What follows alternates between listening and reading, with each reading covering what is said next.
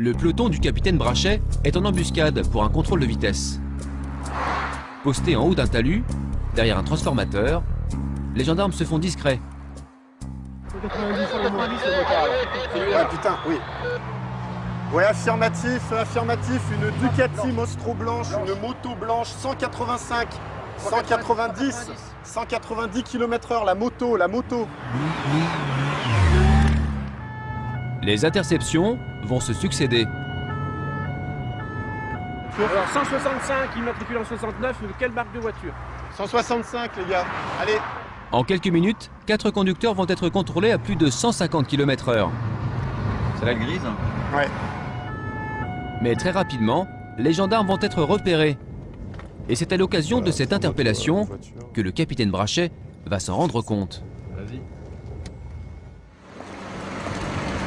Bonjour, monsieur le motorisé de Chambéry. Oui, tu as été pris en excès de vitesse. L'autoroute s'est limitée à 130 km/h, oui. Vous avez été enregistré à 159. C'est pas possible, 159 c'est impossible. Ah non, non. On va signaler une vitesse de... Le conducteur conteste formellement. 135, 137. Une attitude qui, dans un premier temps, ne surprend pas l'officier de gendarmerie. C'est embêtant, qu'est-ce qui se passe là? Pourquoi est-ce qu'il conteste? Parce que c'est classique, je veux dire, vous n'êtes pas censé non plus systématiquement reconnaître l'infraction. Il joue sa carte. Ok, voilà. Mais le chauffard présumé a un argument de poids. Je vous assure. Il n'était pas en excès de vitesse, car juste avant le contrôle radar, il a été prévenu. J'ai vu en plus les agents qui étaient sur le côté gauche, et pour preuve, c'est lui qui m'a signalé. Et c'est tout à fait légal. Hein. Sur le pare-brise, il montre à l'agent son avertisseur de radar. Alors, les gendarmes sont saisis d'un doute. Non, mais je suis entièrement d'accord. Faites voir votre carte grise, on va faire une vérification de toute manière.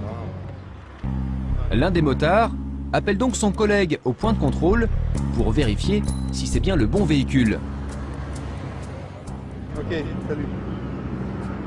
Et il y a comme un problème. La marque et la couleur de la voiture correspondent bien, mais pas le modèle. Alors Un ML. Pas le MLPI, il y a peut-être un doute, on va dire.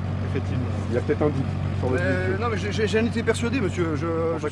Les motards se sont donc trompés de voiture. Je vous remercie de votre franchise et de votre honnêteté. S'il y a un doute, Grâce à son avertisseur, l'automobiliste ne sera donc pas verbalisé. Et ce petit appareil n'a pas fini de perturber le travail des gendarmes. Une demi-heure après le début du contrôle, les motards sont au chômage technique. Il n'y a plus de voiture à intercepter. C'est pénible là. Comme par magie, la vitesse moyenne des véhicules est passée de 145 à 130 km/h.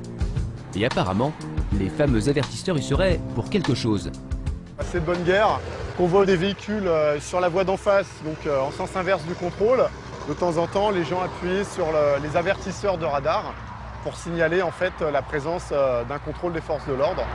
Donc là, ça y est, vous êtes grillé là. Bah, on est grillé positivement, ça veut dire que du coup, pendant 2 heures au moins, il va y avoir une vitesse moyenne tout à fait stabilisée dans le secteur. Jusqu'à maintenant, en France, les pouvoirs publics s'accommodent des avertisseurs de radar.